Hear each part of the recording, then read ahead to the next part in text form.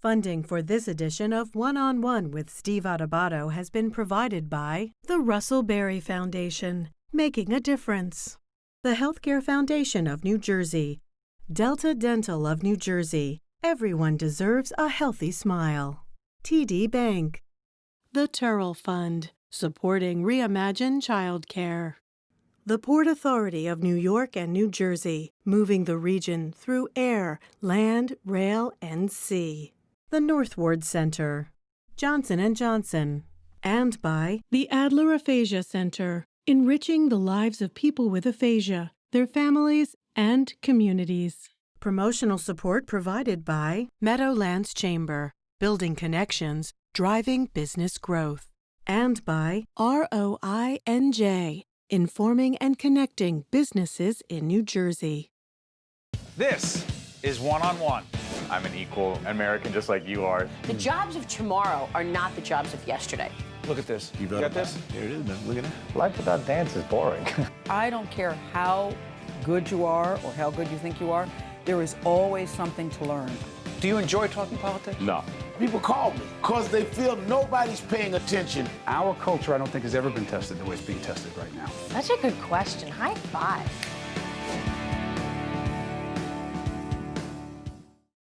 Hi, I'm Steve Adubato. Welcome once again to a very compelling and important program. We kick this off with an interview with Dr. Teri Wurmser, who is Dean of Georgian Court University, Hackensack Meridian Health School of Nursing, and also Director of the Ann May Center for Nursing at Hackensack Meridian Health. Good to see you, Doctor.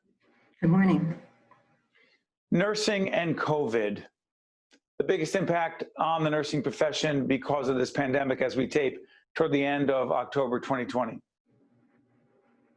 Absolutely. This year has been very, very challenging for nursing. Nurses around the country really stepped up to the plate. They were there for their patients, in their patients' rooms, taking total care, not only of their patients, but of their patients' families, taking emotional, psychological care and physical care of their patients. But they were also taking care of each other during these uncertain and certainly unprecedented time in our history.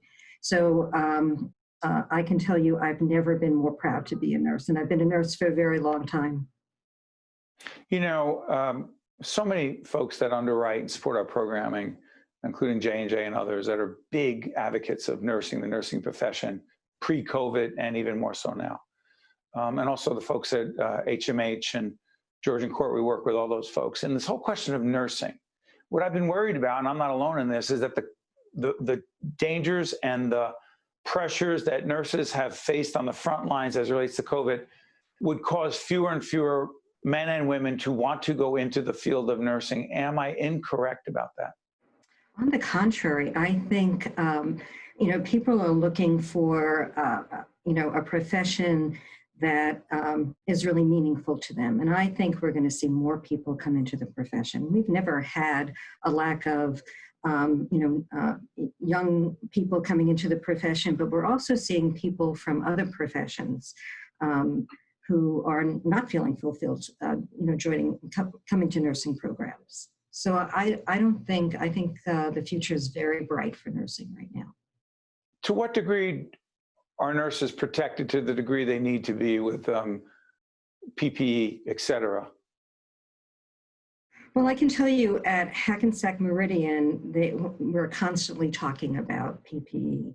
And, they have really tried to keep nurses and all the health professionals that are working in the hospital up to date on what we do have available.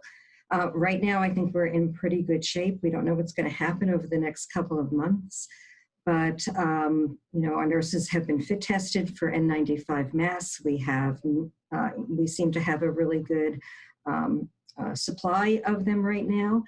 And, we need to do the best we can. Again, this is an unprecedented time. So we really try to keep our nurses as safe as possible.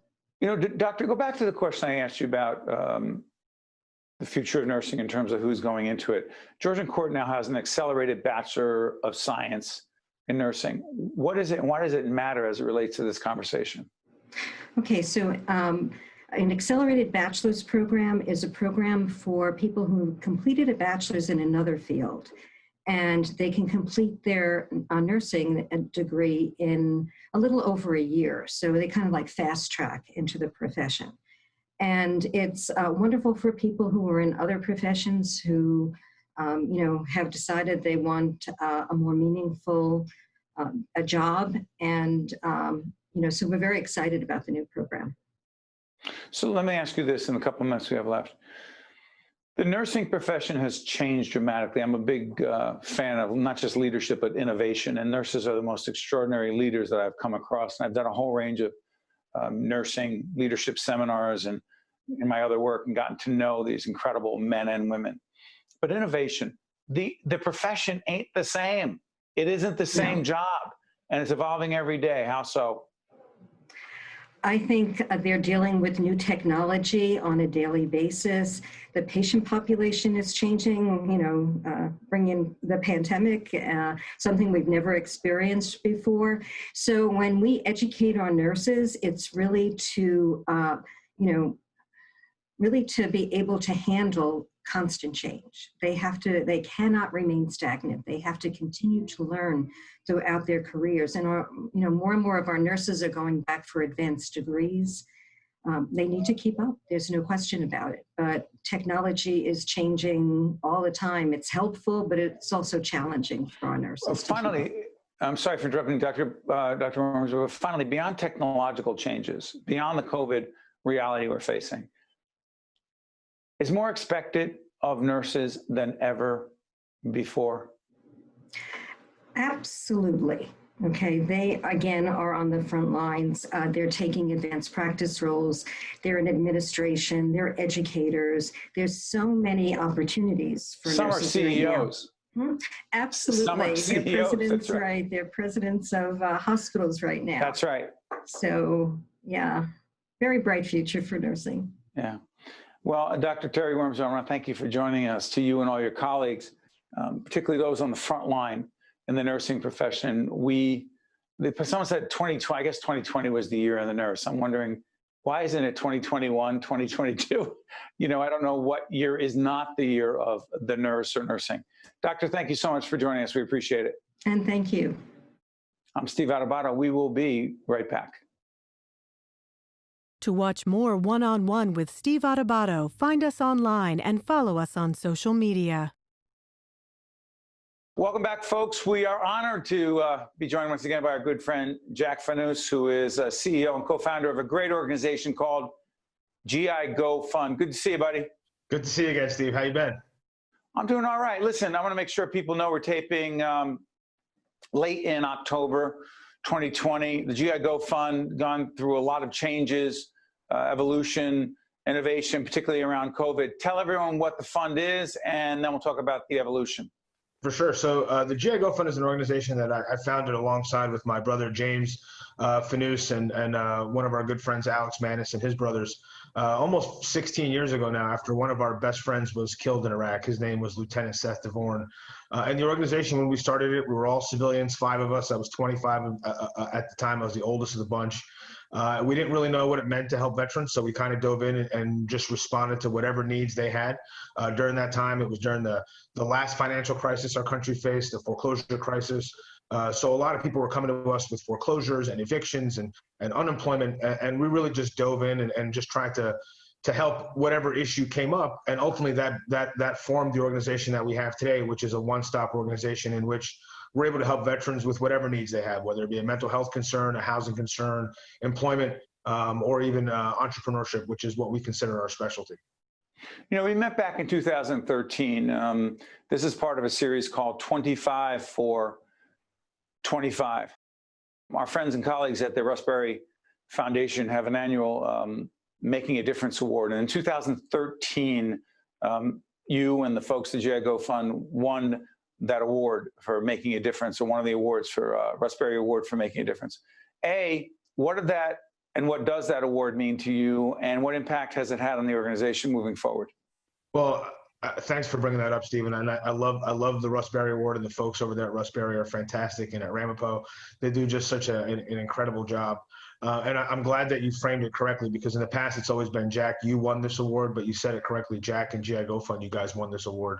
And it was very, very important to us because ultimately it validated a lot of the work that we had been doing for years. We were a young organization at the time. That was a long time ago. That was almost 10 years ago now that you think about it.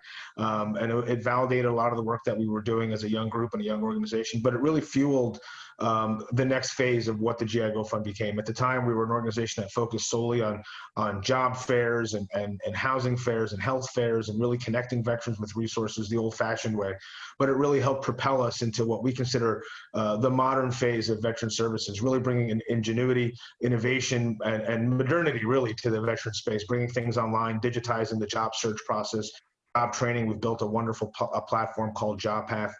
We were able to say it again. What's it called? JobPath. It's a portal that helps veterans find jobs, translate their military experience, but it does it all digitally. A long time ago, it used to be you had to walk into an office and get those services. We digitized it not because of COVID, but because it was the right modern thing to do. But the reality is that during COVID, it's really the only way you can get these types of services. So really bringing innovation, bringing a lot of modern services. Our incubator, which is award-winning in the Gateway Center, which I know you're very familiar with, Steve, is a modern incubator. It's not focused just on, the old form of an incubator is somebody gives you free office space and that's pretty much it. We have office space for sure, but we know that that's not the value of starting a business, is not really finding office space. You can go get a Regis if you really needed to. But the reality is we provide with ancillary services, digital services. We'll build a startup business, a website. We'll provide them an accountant. We'll connect them with a lawyer who needs, and pay for that lawyer for legal services and filing forms. So really bringing the modern phase of veteran services away from connecting to resources to actually bringing out outcomes is something that we focus on, and we couldn't have done it without the Russ Berrie Award. It gave us so much confidence. It gave us an infusion of capital. It really just did so much for the organization. And the other thing is we got to meet each other, and you've been with us so many times since then. And one of the things about the Russ Berrie Awards that always strikes me, other than the event that I've been honored to host for all these years, is that I meet terrific leaders of nonprofits like yourself, get to know those nonprofits. But then the universe of leaders in the not-for-profit world, the universe of people making a huge difference for us, to bring them on the air, to tell their story, to share the work they're doing, to talk about the people they're serving, to put up the website, as we'll be doing right now, of the GI Go Fund, so that people can access who you are, what you do, and ultimately what it can do for them.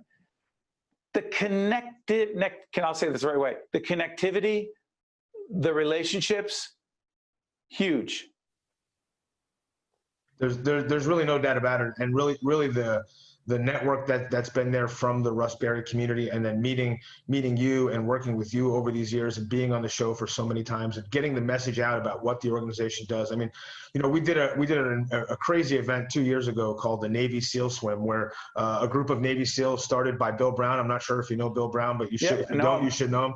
Bill Brown came to us and said, "Hey, I want to swim across the Hudson River to raise money for your organization because I believe in you guys. I've known you guys for years." And he came up with this concept. I never thought it would happen. I never thought he'd get it approved, but he did, and he swam across the Hudson River with 30 Navy SEALs 2 years ago. This year during COVID, we tried to do it again. It was almost impossible. Literally, the forces that be almost shut it down, but they couldn't stop 60 Navy SEALs. This year we doubled it, and we're able to grow the organization. And it's only because people like you and your viewers are seeing what we do, or are understanding the work that we do, and want to support it. And honestly, that Navy SEAL swim is an event that I don't want to gloss over. It's an incredible event. 60 Navy SEALs, they swim across the Hudson River from Jersey City at Liberty State Park and end at Ground Zero with a flag run. They stop at the Statue of Liberty to honor and celebrate our nation's freedoms. They stop at Ellis Island to honor and celebrate our nation's diversity. And then, of course, run to Ground Zero to celebrate all those and honor all of those who died on 9/11 and since then. And it's an incredible event. It's an incredibly powerful and moving event. And it's an honor for us to have 60 Navy SEALs, and hopefully next year it'll be 100 and more, participate in this event. It's a moving event, and it's because of viewers of yours that make it successful. We're able to raise hundreds of thousands of dollars during that event, raise awareness. And then next year will be our 20-year anniversary of 9/11. And it'll be a very impactful and moving event to have these Navy SEALs, who we all know did what they had to do to end up on Ground Zero on that anniversue. Got about a minute left, Jack. COVID and the GI Go Fund impact, biggest impact? So it's really affected a lot of our fundraising programs. You know, as you know, a lot of our fundraisers are focused on school teachers. We have to raise money. Exactly. So there's no in-person events. We used to rely heavily on school teachers, and a lot of schools are out of session. So we've had to pivot, and thankfully we've had a lot of support come towards our incubator, a lot of grants that maybe we never would have had before. Organizations stepped up, past funders, Prudential, Panasonic, Kessler Foundation, all stepped up. They knew that there was going to be a problem. Great organizations. They all stepped up, all were a part of it, PSE&G, and really helped fill the gap. And it's been a ride, but thankfully we're coming out on the other end, and we'll be there serving veterans for another 15, 20 years, God willing. And it's because of support from your show, from the award. It's just absolutely incredible. The Russ Berrie Award and all the folks over there. Without all of this community around us, the GI Go Fund doesn't exist. Hey, Jack, keep doing what you're doing. Thank you, Steve. Russ Berrie folks, the Berrie Foundation, they did the right thing in selecting your organization, honoring you, supporting you, and we stand shoulder to shoulder with you in the work you're doing every day. Thanks, Jack. Thank you, Steve. I appreciate it. Thank you. We'll be right back right after this. To watch more one-on-one with Steve Adubato, find us online and follow us on social media. Welcome back, folks. We're now joined by Anna Yudina, who is Senior Director of Marketing Initiatives at the Toy Association, and Ken Seiter, Executive Vice President of Marketing Communications at the Toy Association. Good to have you both with us. Pleasure to be here.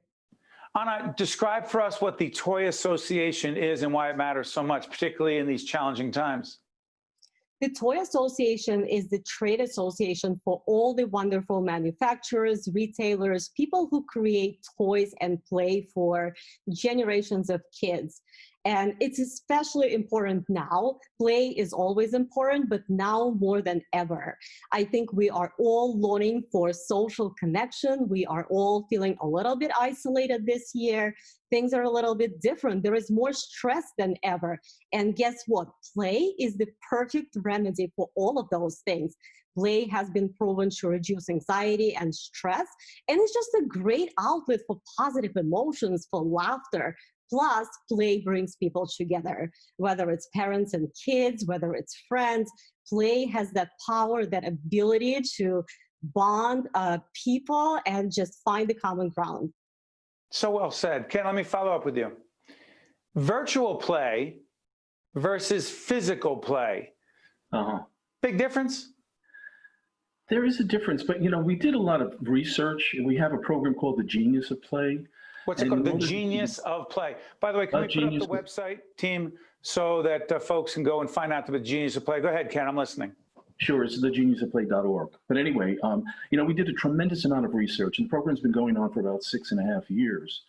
And in that research, we uncovered that the balance between physical and virtual was the most effective, believe it or not, in providing developmental benefits of play. And because there are a lot of benefits for virtual as well as physical. How so? Give us one concrete, because screen time is not all the same. Not all screen time is the same. And there are times with our daughter, who is 10 right now, and we have two older teenage boys. Let's just say that their idea of screen time is different, each one of them. But I do get concerned as to whether what they're doing during that screen time is play, is fun, and is productive. Am I making too much of that, Ken? Then I'll come back to you, Anna. No, not really. I think what you need to do is kind of stay close. Like, I don't know how old your boys are, but 16 and 17, or 18 this week. So he'll see this and go, I'm 18, 16 and 18. Go ahead. Definitely stay close. Definitely stay yeah, close. I hear you. and no, seriously, and look at what kind of dialogue they're participating in, what kind of programming they're participating in. And you'll know, it'll tell you, alarms will go off if you see things that are just not the areas that they should be exploring. And let me follow up with you again. Ages matter when it comes to play, whether it's virtual or in-person physical play. What is your sense, Anna, in terms of how best to, for parents, we're all trying to figure out, we have a child care initiative or initiative around child care called Reimagine Childcare, and trying to understand all the issues and try to promote quality, affordable childcare. But here's the question. For us as parents, with all the pressures we have, how can we, with say a 10-year-old, be engaged with their play, or should we just leave them alone? Well, sometimes you can, and sometimes you want to engage and play right with them. The good thing about play is that there are so many different types of it, and each type of play has its own benefits. For example, if you let your kid play by themselves with a toy, maybe there is a virtual component, maybe not, maybe it's a physical toy, however they like to play, that kind of play can be really beneficial. Usually it's unstructured. The child is the one who leads. The child is the one who decides how they're going to play, what they're going to play, how long, what's the story. It's really good for developing creativity, imagination. It's also great for building confidence and, quite honestly, for building independence, because you are the one who is the director of your own play. Now, playing with kids and being engaged, that has a host of benefits as well. And we do recommend that parents engage and play with their kids as much as possible.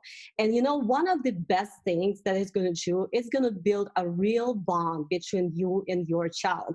And that's true whether your child is 10 months old or 10 years old or 20 years old. Play can bring together people of all the different generations. And it's a great way to actually learn about your child, you know, specifically for a 10-year-old. 10-year-olds, they're getting a little bit older, you know, very soon they will be not telling you everything, you know. If I'm you noticing, just, Anna, I'm right? noticing this. Exactly. And the further along, the more. But guess what? If you do it in a playful way, then things come out, you know, as opposed to if you just ask them directly, you know, then it looks like an interrogation. If you just play along with them and you come to it from their perspective, that's where they open up. Well said. Can I follow up with you? The Toy Association, from a perspective of marketing, what is it exactly? I was thinking about this. Our good friend and colleague, Alan Lambert, reached out and told us about the work that you were doing with the Toy Association and this. Could you say that website again for us, Ken? I want people to go to the Genius. thegeniusofplay.org. Let's put the geniusofplay.org. So let me go back to this. What exactly are you marketing, Ken? What are you promoting that has value for people? Meaning, what's the message you're delivering to people in all the marketing you're doing? Well, there's different compartments of it, but in terms of play specifically, it's all about the developmental benefits of play and really creating awareness of how play delivers, how it helps children learn, how it helps them grow. Also helping parents occupy, you know, their time with their kids and teaching them how to work with their kids. You know, getting back to what Anna had said earlier, socialization with your child is just so critical and so important. And so that's part of what we do. Go ahead, I'm sorry. No, that's part of what we do. It's almost like a semi-awareness and education exercise. Does play need to be on a quote-unquote educational, or can it just be play? We like to say that all play is educational. Wait a minute, all play? All play is educational. You got to explain that to me. As long as you're playing, you are learning. As Maria Montessori said, play is the work of the child. So what she was trying to say is that play is how kids learn. This is how they're wired to learn by nature. And if you look at even animals, they all play. And usually the more sophisticated the level of an animal is, the more than play, the more they need to play in order to be able to function as an adult. So this is actually determined by the evolution. There is an evolutionary necessity and predisposition for kids to play. So all play is educational. Now, it's educational in different ways, you know. Like I said, unstructured play is great for building creativity and independence and confidence. Now, let's say that you are looking to to educate kids in a specific area. Let's say you're looking for them to discover science or math. You know, you're interested in what we call STEAM, science, technology, engineering, arts, and mathematics.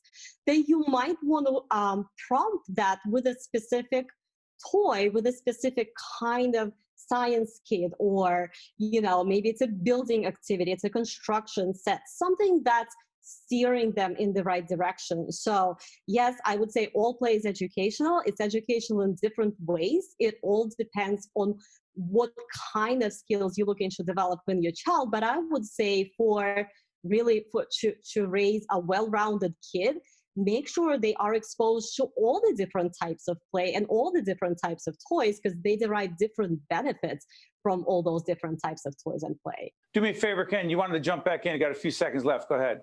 Very quickly, there was a study done either by MIT or Harvard a few years ago, and they surveyed CEOs and they asked what were some big challenges they had in recruiting new talent.